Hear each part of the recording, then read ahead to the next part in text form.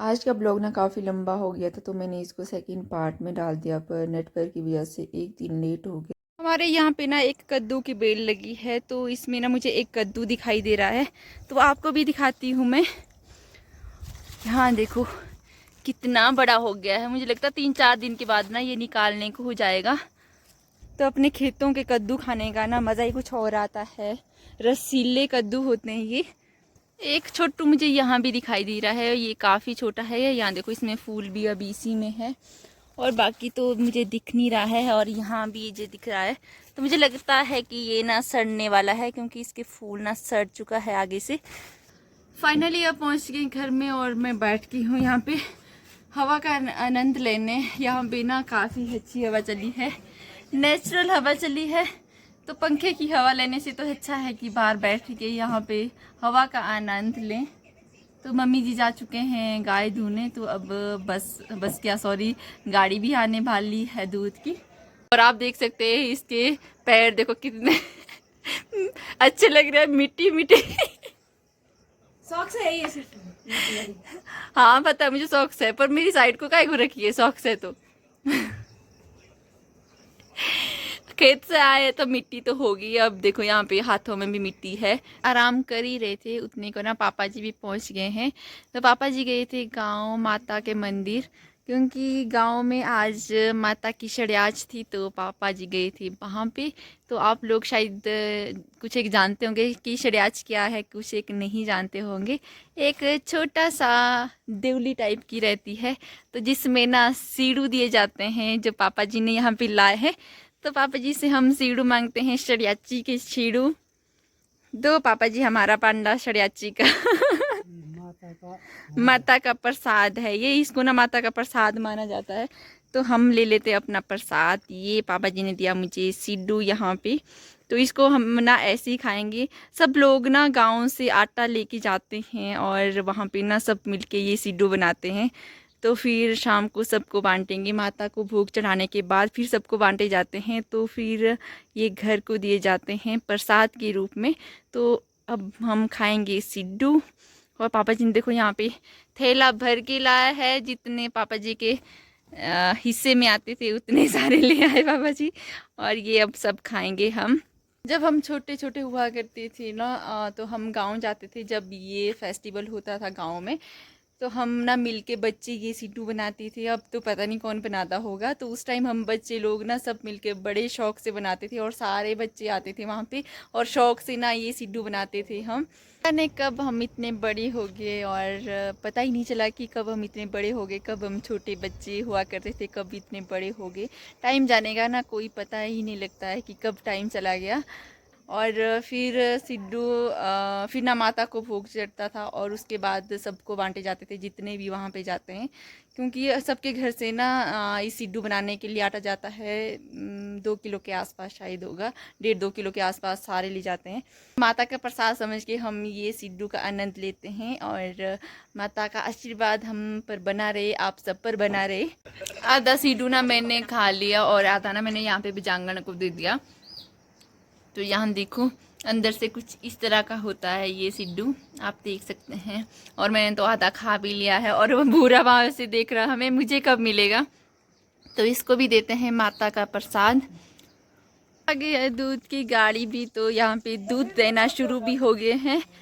तो मम्मी जी ने भी यहाँ पे दूध लाया, तो जिसके कारण हमें जल्दी आना पड़ा खेत से। और यहाँ देखो ज्योति भी दे चुकी है अपना दूध, और मम्मी जी भी दे रहे हैं, मामी जी भी दे रहे हैं। सब ने ना दूध दे दिया है अपना। हम ना खेत से भी दूध के चक्कर में भागते भागते आए हैं। सब ने दूध दे दिया, और यहाँ हो रही है बर्तन की सफाई। दूध देने के बाद अब मेरे मामी जी और मासी किसी बड़े घर को और निकल गए हैं। Bye bye. अभी मेरी तैयारी हो गई है खेत जाने की, तो मैं जा रही हूँ खुमानी लेने, और ये मैं बैग भी लेके आ गई। मम्मी जी भी आगे घास का भट्टू लेके, तो मम्मी जी ने भी फटाफट घास निकाल दिया, और मेरे साथ जा रहे मम्मी जी खुमानी को खेत। घास का भट्टू भी रख दिया मम्मी जी ने यहाँ पे, और यहाँ देखो कितना सारा घास काट के रखा है, और नीचे भी रखा है। तो स्टॉक रखना पड़ता है आजकल, और क्योंकि बारिश हो जाती है तो इसलिए स्टॉक रखना ज़रूरी है घास का। जी बैठे हैं अपनी ड्यूटी करने, तो पापा जी की रोज़ की ड्यूटी है ये तो पापा जी की परमानेंट जॉब है। यहाँ तो पापा जी को रोज़ आना पड़ता है, तो वहाँ रहा पापा जी का चक्कर, और यहाँ पे पापा जी बैठ के आराम से फ़ोन देख रहे हैं।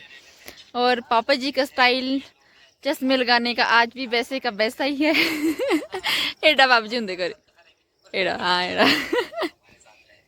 और आराम से बैठ के यहाँ पे फ़ोन भी छेड़ रहे हैं और साथ में चक्कर भी बन रहा है। तो ये पापा जी की परमानेंट ड्यूटी है। और ये देखो इसमें कुछ पत्ते पुत्ते डाल दिए पापा जी ने चक्कर में।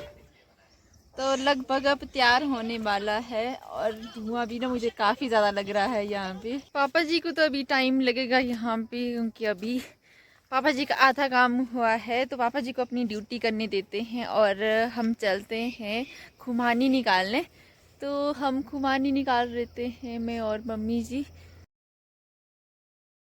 दे रहे हैं नंदा और बेला को घास, क्योंकि आज गाय तो काफ़ी पहले धुली थी, क्योंकि दूध देना पड़ता है इसलिए। तो अब मुझे घास दे रहे हैं, यहाँ भी दे दिया। ये रहा हमारा खुमानी का पेड़, जिसमें बहुत ज़्यादा खुमानियाँ लगी है, और नीचे भी देखो कितनी सारी खुमानियाँ गिरी है। तो जो ज़्यादा पक गई है वो नीचे गिरी है, और बाकी अभी पेड़ों में ही है, काफ़ी ज़्यादा खुमानियाँ है। अब लग गए मम्मी जी यहाँ पे खुमानियाँ निकालने। तो मम्मी जी इस बैग में खुमानी डालेंगे और निकालेंगे भी।